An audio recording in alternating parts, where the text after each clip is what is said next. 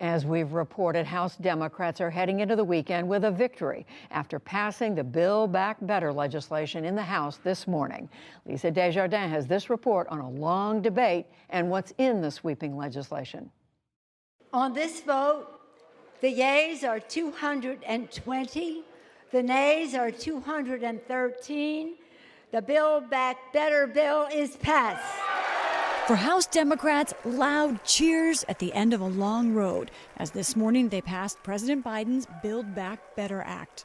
The bill covers a host of major issues, combating climate change, providing universal preschool while slashing childcare costs for younger kids, expanding government health care coverage, and creating more subsidized affordable housing.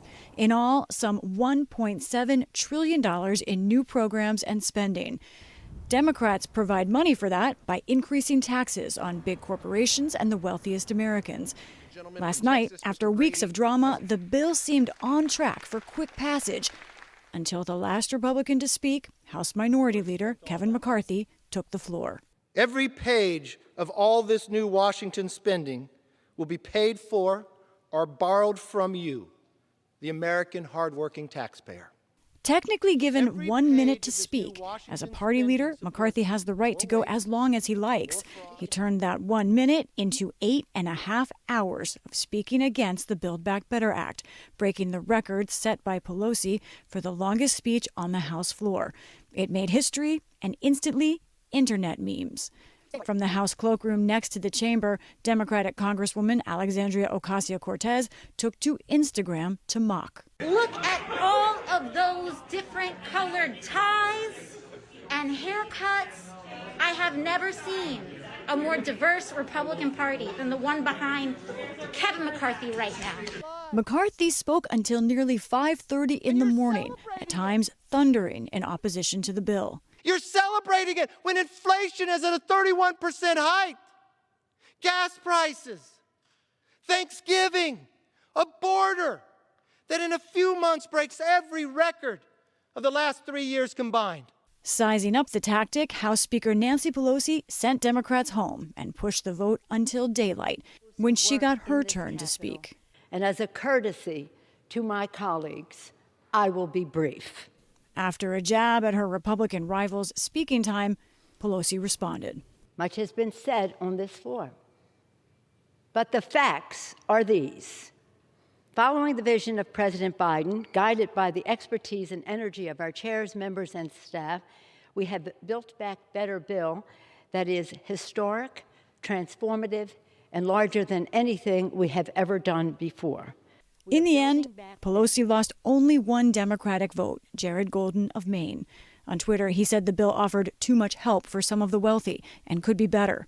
Golden's concerns foreshadowed the next tricky Democratic fight straight ahead as the bill goes to the U.S. Senate.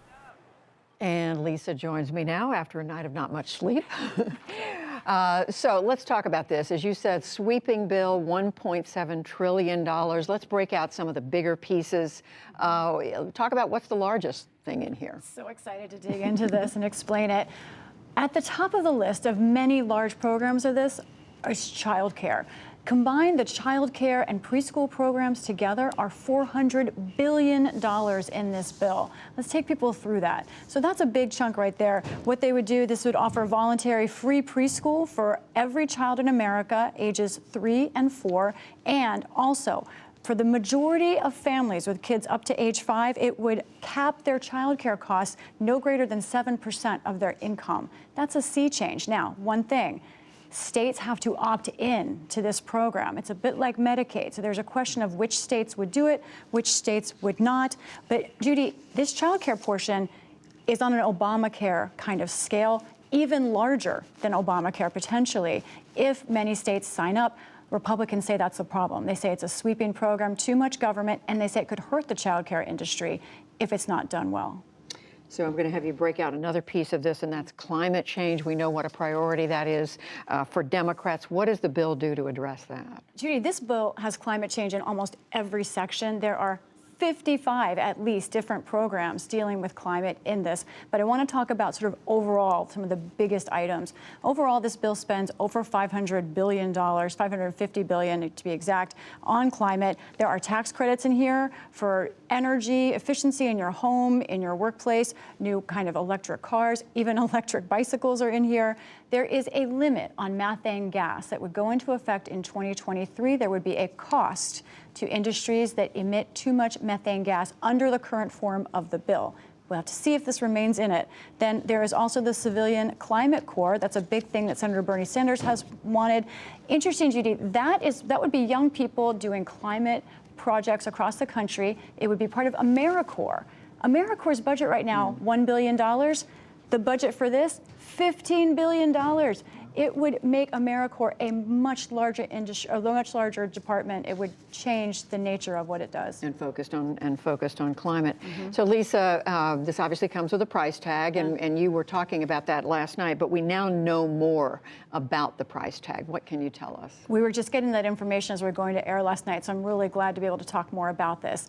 Now, this bill does add to the deficit, but it depends on who you talk to. Let's go over what we talked about last night. Here's the Congressional Budget Office score that we talked about. $367 billion added to the deficit. That is from the main bill, the programs and the spending involved. However, there is a separate portion that CBO did not score along with that, which is stepped up IRS enforcement, the idea of finding people cheating on their taxes.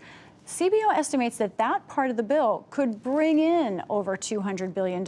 So do the math, you add that all up, what do you get? According to CBO, a deficit of about $160 billion, not as much as that bigger number. Democrats, however, look at this. They say that IRS number, too small. They think actually they'll get more like $400 billion, maybe much more than that. So that's how they argue that this is paid for. They think that IRS number is shallow and that the money will come in. And they remind everybody it's over 10 years, so That's if it's correct. 160 divided by 10. That's right. So we know you've been reading this 2,000-page bill. What else has caught your eye? How much time do you have? There's so much to talk Hours. about here. We Let's have do it. hours. There are a few things I want to highlight just to give people a sense of the scope of this, the big and small. Let me highlight a few things. There is a small amount of money in this bill, which is $50 million, large money to everyone else. In a bill like this, it's not that much, but it's to protect older forests around the country, things like the sequoias and older growth forests.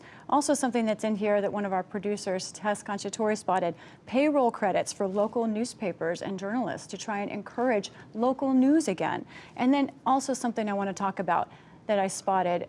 This is an attempt in this bill to phase out sub-minimum wage for workers with disabilities. Judy, you and I have talked about this before. Since 1938, this country has allowed certificates so that some employers can pay workers with disabilities sub-minimum wage, as low as $3, $4 an hour. This bill has incentives to try and pay those employers to raise their wages. It's a complicated debate because they want to keep the number of jobs while increasing those wages. This bill takes a stand. It's a bipartisan idea that's in here. It's, I think a lot of people didn't realize that That's it could right. be below minimum wage. And now it goes to the Senate, and you'll be reporting on that I will. after Thanksgiving. Lisa Desjardins, thank you. You're welcome.